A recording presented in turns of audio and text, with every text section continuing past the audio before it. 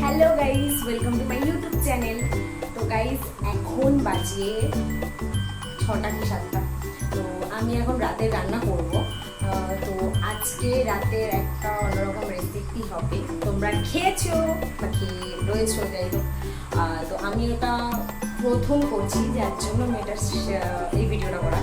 তো ওটা হচ্ছে কি বলবো, বলে এটা হচ্ছে কলার কোফতা।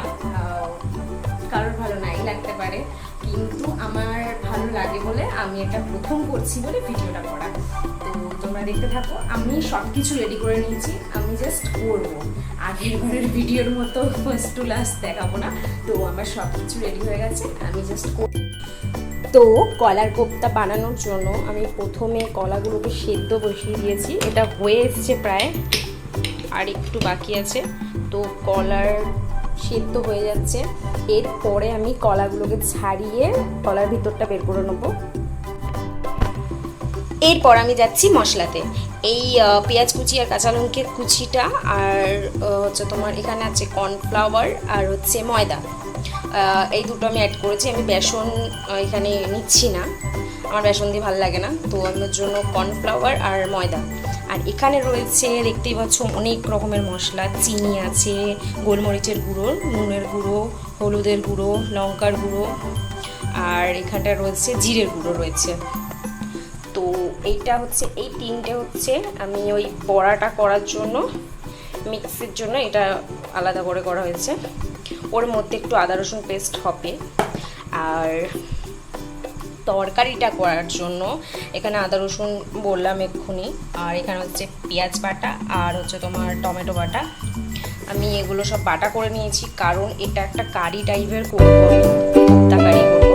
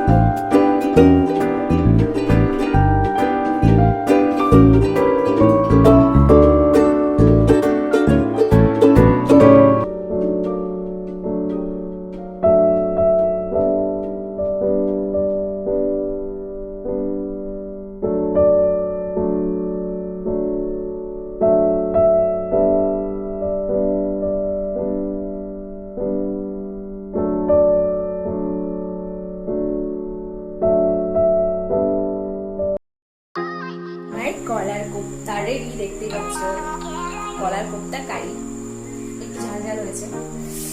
তো এটা এখন খাওয়া হবে, দেরি আছে, সবে 8টা বাজে। তো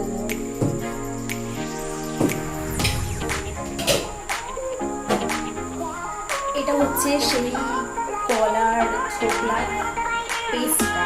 তো এটা টেস্ট করে নিচ্ছি, শুকনো লঙ্কা, নুন আর সর্ষের তেল দিয়ে এটা টেস্ট করেছি। এরপরে যেটা আমি সর্ষের তেল আর কালো দিয়ে শুকনো লঙ্কা দিয়ে ভাজবো হালকা জাস্ট, তারপরে গরম গরমের সাথে খাওয়া হবে।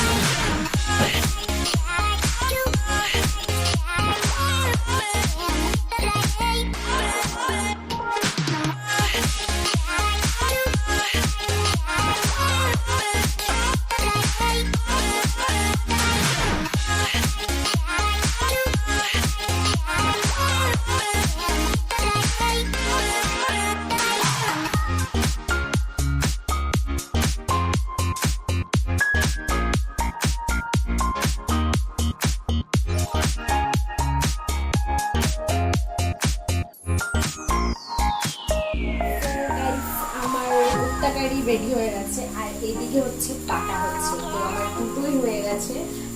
তো এখনকার মতো টাটা, বাই বাই, এরপরে খাওয়া হবে।